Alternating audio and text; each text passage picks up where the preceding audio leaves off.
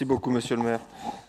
Merci, monsieur Marias, pour les délégations. Donc, j'ai bien compris, un premier maire adjoint à l'administration générale au grand projet qualité de vie au travail. Bon, j'ai déjà dit ce que j'en pensais. Denis, c'est le premier adjoint, la deuxième, en charge c'est de la transition énergétique. Oui, donc sur la transition énergétique, donc tu gardes la transition énergétique et le développement durable. Vous créez un poste de nature en ville, agriculture urbaine. C'est ça, si je comprends bien. Moi, j'aimerais comprendre sur 2 cas particuliers. Par exemple, le parc du Haras, nature en ville. Mais en même temps, aménagement durable, Madame Ségolabidi.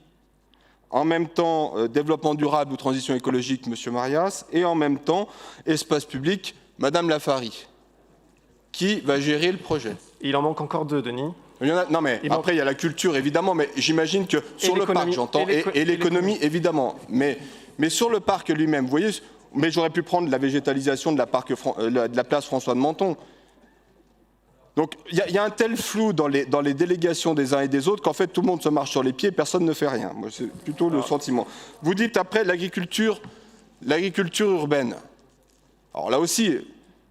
moi, je fais partie de la commission économie locale. Il me semblait que l'agriculture, c'était de l'économie. Après, bon, on peut considérer, comme vous avez l'air de le faire, que ce n'est pas tout à fait de l'économie et qu'on peut subventionner ça à coût de centaines de milliers d'euros, comme vous le faites avec un certain nombre de vos amis. Moi, je considère que c'est de l'économie. Donc, on a déjà une maire adjointe à l'économie locale qui doit bien pouvoir s'occuper. D'ailleurs, c'est le cas puisqu'on a rapatrié très récemment au sein de la commission d'économie les questions d'alimentation et de cuisine centrale pour une meilleure coordination. Donc vous créez un poste qui est déjà, à mon avis, sous tutelle d'une maire adjointe existante.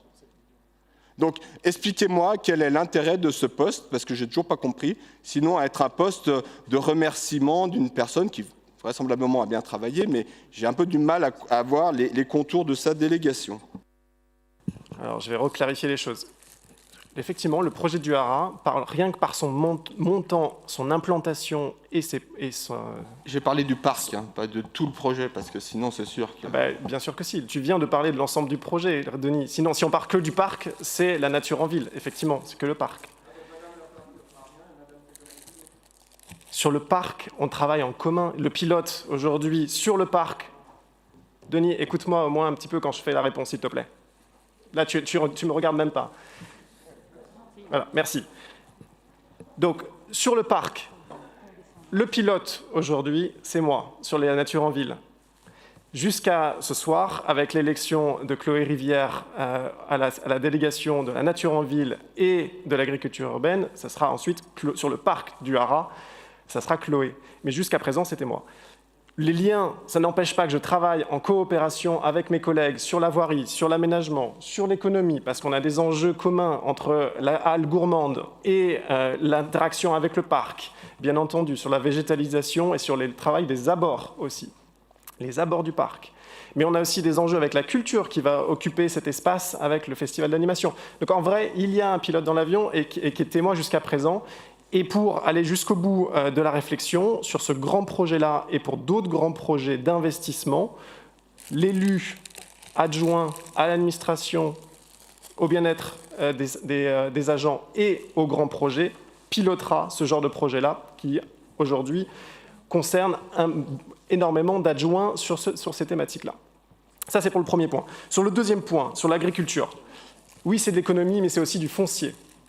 Pour pouvoir produire, il faut du foncier. Et le foncier, aujourd'hui, c'est encore un enjeu, rien que pour référencer et cartographier l'ensemble du foncier disponible. Pour pouvoir produire et créer une véritable résilience alimentaire sur le territoire. C'est également un enjeu de foncier et de disponibilité foncière. Pour permettre et répondre aux enjeux réglementaires qui mettent le maire devant sa responsabilité de pouvoir approvisionner les habitants en cas de crise, c'est aussi encore un enjeu de mairie et c'est un enjeu d'alimentation. Et donc cette politique alimentaire, également, quand on fournit 10 000 repas par jour avec la cantine, la restauration municipale, il y a un enjeu également d'approvisionnement en aliments, qu'ils soient végétaux ou animaux. Voilà, donc ça c'est pour compléter sur ces 2 points-là et je laisserai Nora sur la suite. Non, mais je ne vais pas paraphraser les propos... bonsoir, mes chers collègues. Je ne vais pas paraphraser les propos de M. Benjamin Marias, M. Dupertuis, mais c'est vraiment... Là, ça montre vraiment... à moins que vous me dites que vous ne fonctionnez pas de la même façon à l'agglomération, Mais là, on est vraiment dans le fonctionnement des collectivités territoriales. On est en mode projet. Mode projet, ça veut dire qu'il y a un pilote et d'à côté, il y a tous les adjoints thématiques. Donc, à un moment donné, on fonctionne aussi, et c'est notre objectif aujourd'hui dans l'administration, au sein du projet de l'administration, c'est de fonctionner en forme mode projet, ce qui permet justement de gain de temps et de ne pas travailler en mode silo.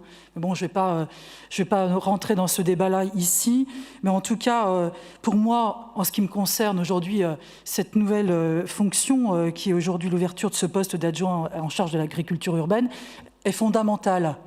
Parce que dans le cadre de l'aménagement du territoire, aujourd'hui, dont la charge est importante, vous le savez aussi bien que moi, eh bien, nous avons besoin d'avoir un interlocuteur auprès de l'agglomération. Et même l'agglomération, qui aujourd'hui travaille dans le cadre de son PAT, eh bien, a besoin d'un interlocuteur, justement, sur la conception de l'agriculture urbaine au sein même de la ville d'Annecy.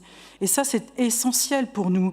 C'est très important puisqu'il va falloir aussi travailler sur l'objectif de l'articulation. Il va falloir qu'on travaille aussi sur la façon dont on va pouvoir intégrer cette souveraineté alimentaire au sein des 34 communes. Donc on a un enjeu, Benjamin l'a dit, en termes fonciers.